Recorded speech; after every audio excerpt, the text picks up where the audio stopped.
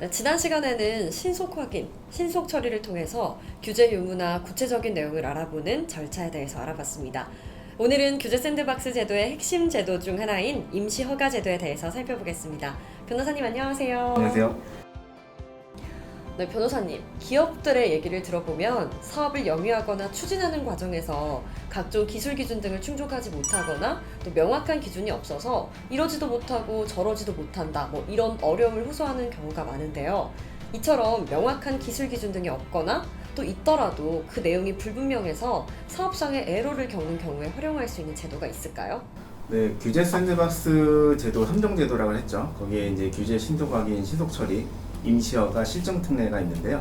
말씀하신 제도에 적용되는 제도가 바로 임시허가입니다. 그래서 사업을 하려고 했는데 이미 해외에서도 다 진행되고 있고 국내에서도 어느 정도 알려진 제도인데, 제도나 서비스 제품인데 관련된 인증 기준이나 여러 가지 기준들이 없거나 이제 부적절해가지고 사업을 못할 때, 그럴 때 말 그대로 허가를 받기도 해야 되는데 임시로, 법이 개정전까지 임시로 사업을 할 수 있게끔 해주는 제도가 임시허가 제도입니다.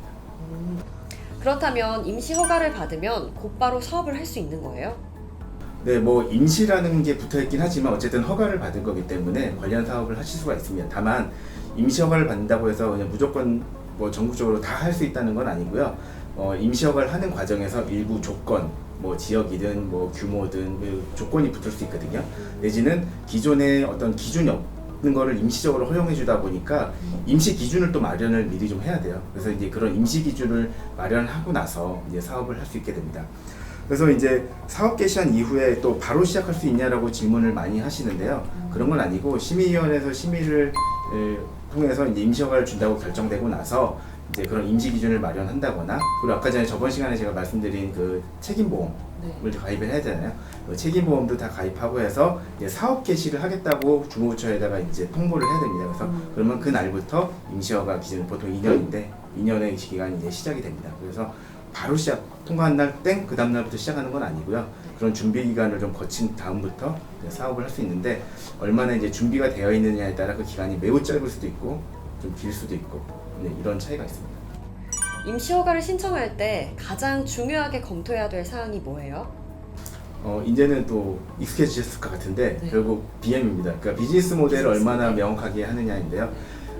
이거는 규제 샌드박스 제도라는 한계 때문입니다. 규제 샌드박스라는 거는 특정 기업의 특정 사업 모델에 한해서 특례를 적용해 주는 거거든요. 그렇기 때문에 그 사업 모델이 바뀌게 되면 효과도 달라지고, 그 전에 앞서서 이미 관련 법령이나 규정도 달라지겠죠. 그렇기 때문에 비즈니스 모델을 명확히 하는 게 중요하다는 걸 말씀을 드리고요. 그 다음에 가장 중요하게 생각해야 되는 건 규제 샌드박스와의 실증 특례와의 좀 차이점인데요.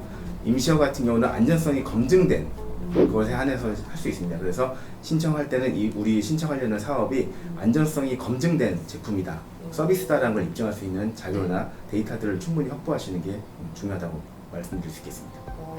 또 말씀 들어보니까 안전성 검증 여부가 정말 중요한 것처럼 보이는데, 만약에 안전성 검증 자료가 없는 경우에는 어떻게 대응해야 될까요?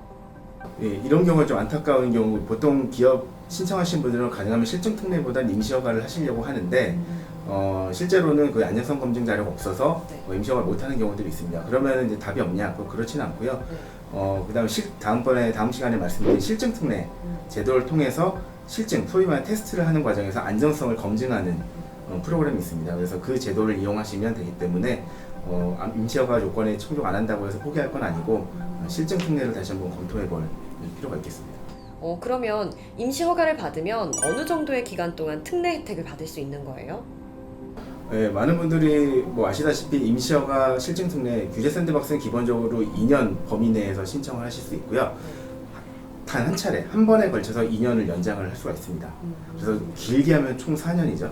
다만 이제 별도로 스마트 도시법, 그러니까 소위 말하는 스마트 도시 안에서 사업을 할 때는 최초의 4년 범위 내에서 할 수 있고, 이제 한 번 연장이 2년에 하는 연장이 가능합니다. 원칙적으로는 2+2 제도라고 이해하시면 좋고요. 이제 스마트 도시에서 하는 스마트 혁신 사업이나 스마트 실증 사업을 하시겠다, 그러면 이제 4+2 기간 동안 특례 인정을 받을 수 있습니다.